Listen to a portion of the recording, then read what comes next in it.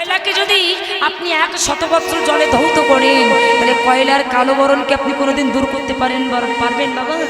তাহলে ওই কয়লার কালো বরণ দূর হবে কখন? বললেন ওই কয়লার কালো বরণ তখনই দূর হবে কখন না, যখন ওই কয়লাটিকে আগুনে নিক্ষেপ করা হবে, যখন আগুনে দেওয়া হবে, যখন আগুনের সংযোগ পাবে, তখন কয়লার কালো বরণ দূর হয়ে যাবে। তাই ঠিক তেমনি সদ্গুরু শরণ আশ্রয় করে এই দেহরূপ কয়লাকে যদি সদ্গুরু চরণরূপ আগুনে কেউ একবার নিক্ষেপ করতে পারে, কি বললাম বুঝতে পারলেন?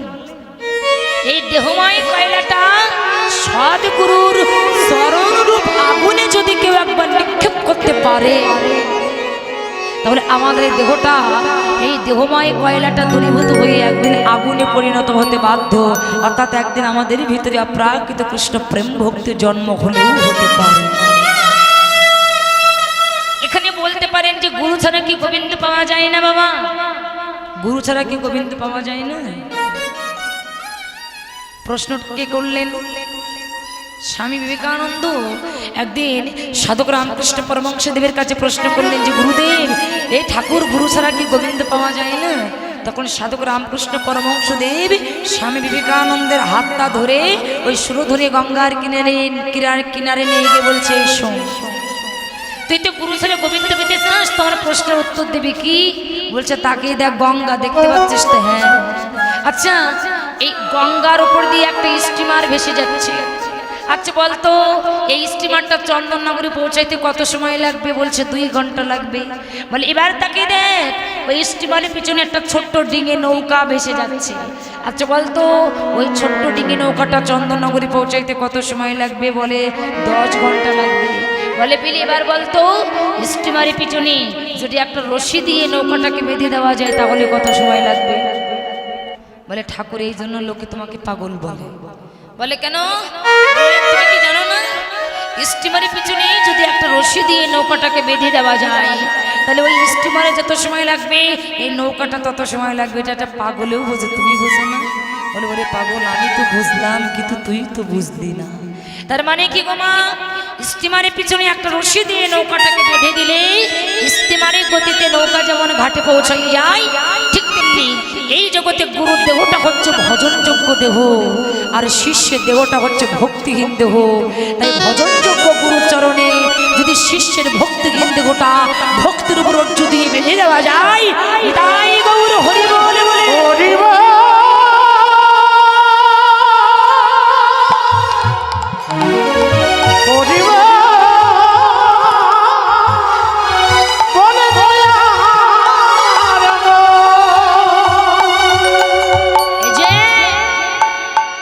ওই গুরুর ভজনের দ্বারা শিষ্য ভগবানের চরণ প্রান্তে পৌঁছাইতে পারবে আস্তে। তাই তো শাস্ত্রে বললেন, তাই তো বৈষ্ণব কবি বললেন, যদি পারো আগে গুরু শরণ আশ্রয় করো। কেন? গুরুদেব পারবে তোমার ভিতরে অজ্ঞান আধার নাশ করে তোমার ভিতরে জ্ঞান চৈতন্যের বাতি জ্বালাতে। তিনি পারেন একমাত্র পরম দয়াল শ্রী গুরুদেব। বাবা, গৌরাঙ্গ মহাপ্রভুর এমনই রূপ, যে রূপ দর্শন করে গৌরাঙ্গ মহাপ্রভুর গুরুদেব পর্যন্ত পাগল হয়ে গিয়েছিল। গৌর হরি এমনই রূপ, যে রূপ দেখে গৌরাঙ্গ মহাপ্রভুর গুরুদেব, যার নাম হলো ঈশ্বরপুরী, এই ঈশ্বরপুরী তিনি নিজে পাগল হয়ে গিয়েছিলেন আমার গৌরাঙ্গ মহাপ্রভুর রূপ দেখে। বাবা, এই ঈশ্বরপুরী ইনি যখন মৃত্যুশয্যায় সজ্জিত ছিলেন তখন এরা নিকটতম একটা ভক্ত ছিলেন, মানে এনারই শিষ্য, যার নাম হলো গোবিন্দ দাস।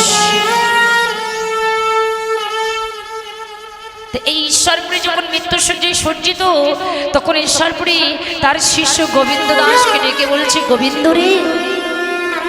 বলে কি গুরুদেব? বলে গোবিন্দ, আমি তোর বেশিক্ষণ থাকবো না বাবা, তাই আমি চলে যাওয়ার আগে আমি তোর সাথে দুটো কথা বলে যেতে চাই। কি কথা গুরুদেব? ঈশ্বরপুরী বললেন, গোবিন্দ তুই জানিস না, আমার বাড়ি ছিল কলকাতা হালি শহরে। শিশুকাল থেকে আমার মনে বড় স্বাদ ছিল আমি একটু ভগবানকে দর্শন করব। আমার ঘর বাড়ি বিষয় বাসনা সমস্ত সবই কিছু ত্যাগ করে আমি চিরজন্মের মতো পথের কাঙাল হয়ে গেলাম। চিরজন্মের মতো পথের কাঙাল হয়ে আমি মাধবেন্দ্র পুরীর চরণ আশ্রয় গ্রহণ করলাম। আমি যখন মাধবেন্দ্র পুরীর চরণ আশ্রয় গ্রহণ করলাম তখন আমি আমার গুরুদেবের চরণে প্রণাম করে বললাম যে গুরুদেব, আমি একটু ভগবানকে দর্শন করতে চাই। মাধবেন্দ্র পুরী ঈশ্বরপুরীর মস্তকে হাত দিয়ে বললেন, ঈশ্বর, তোর যে ভগবানের প্রতি এত বিশ্বাস জন্মেছে, তোর যে ভগবানের প্রতি এত ভক্তি জন্মেছে, আমি তোর গুরুদেব, আমি তোর মাথায় হাত দিয়ে তোকে আশীর্বাদ করলাম বাবা, একদিন না একদিন তুই ভগবানের দেখা পাবি। আমার গুরুদেব যখন আমাকে এই কথা বললেন, আমি এই কথা শ্রবণ করে আমি চলে গেলাম গয়ায়। আমি গয়ায় যে যখন আমি কৃষ্ণ নাম জপ করছি আর দুটি নয়নের জলে ভেসে যাচ্ছি, তখনই দেখলাম তপ্ত কাঞ্চনের মতো চেহারা 16-17 বছর বয়সী একটা যুবক ওই বিষ্ণুপদ পাথরের কাছে দরম দরম করে মাথা ঠুকছে। গোবিন্দ, আমি আর সহ্য করতে পারলাম না, আমি ছুটে যেয়ে ছেলেটিকে আমার বুকের ভিতরে জড়িয়ে ধরলাম। ছুটে যেয়ে ছেলেটিকে আমার বুকের ভিতরে জড়িয়ে ধরে বললাম, বাবা, তুমি এই বিষ্ণুপদ পাথরের কাছে দরম দরম করে মাথা ঠুকে কাঁদছো কেন? ছেলেটি কি বলল জানিস? ছেলেটি বলল, দেখো, আমার পিতা তো ইহ জগৎ ছেড়ে চলে গেছে, আমি যে আমার পিতার আত্মার শক্তি বহির্বিকাশ, আমি যে তার পুত্র, আমি যে তার পুত্র,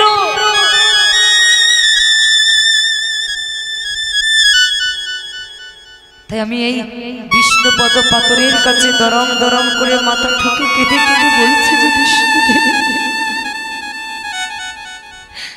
আমার পিতা আমাদের লালন পালন করবার জন্য যদি তোমার চরণে কোনো অপরাধ করে থাকে, আমার পিতার সকল অপরাধ ক্ষমা করে দিয়ে তুমি তোমার ওই রাতুল চরণ প্রান্তে আমার একটু স্থান দিও। ঈশ্বরপুরী বললেন, বাহ, তুমি তো ভালোই গেলে। তোমার নাম কি বাবা? আমার নাম নিমাই। নিমাই, তোমার বাড়ি কোথায়? আমার বাড়ি হচ্ছে নদিয়ায়। তুমি দীক্ষা নিয়েছ? না, নেবে? হ্যাঁ। গোবিন্দ রে, আমি সেদিন নিমাই বলে ছেলেটিকে দীক্ষা দিলাম, আর নিমাই আমার চরণে ভক্তি প্রণাম করে চলে গেল। আমি যার চরণ পাওয়ার জন্য সাধনা করছি, সে আমার চরণে ভক্তি প্রণাম করে চলে গেল, অথচ আমি তাকে চিনতে পারলাম। নিমাই যখন আমার চরণে ভক্তি প্রণাম করে চলে গেল, এমন সময় আমি যখন সন্ধ্যাবেলায় গুরুদেবের ধ্যান করছি, কেননা শাস্ত্রে বললেন, ধ্যান মূলাং গুরু মূর্তি, মন্ত্র মূলাং গুরু বাক্য, পূজা মূলাং গুরুপদ, সর্বমূলাং গুরু দয়া, গুরু কৃপা হি কেবলা। ধ্যান যদি করতে হয় তবে গুরুদেবের মূর্তি ধ্যান করতে হয়, আর পূজা যদি করতে হয় তবে গুরুদেবের শ্রী রাতুল চরণ পূজা করতে হয়, আর মন্ত্রগুলো যদি বলতে হয় তাহলে গুরুদেবের যে বাক্য, যে মন্ত্র, সেগুলোকে মন্ত্র বলতে হয়। আর সর্বমূলাং গুরু দয়া, গুরু কৃপা হি কেবলা, জগতে গুরু ছাড়া কোনো কাজ সম্ভব নয়।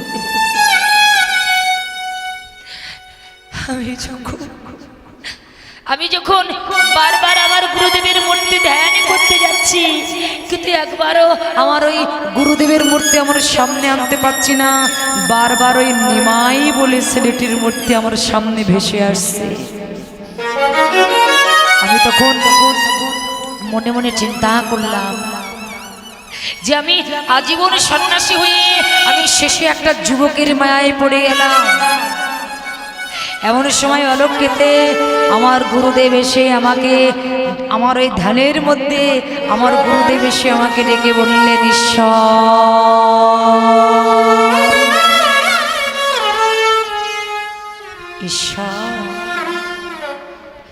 তুই ভগবানকে দর্শন করতে চেয়েছিলি না?